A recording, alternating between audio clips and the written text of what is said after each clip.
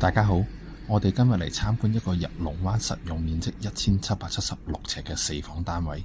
近年唔少篤信風水命理嘅客人呢，都想揾呢類型北邊有水嘅單位。今日我哋睇呢個單位呢，可能就符合到佢嘅要求啦。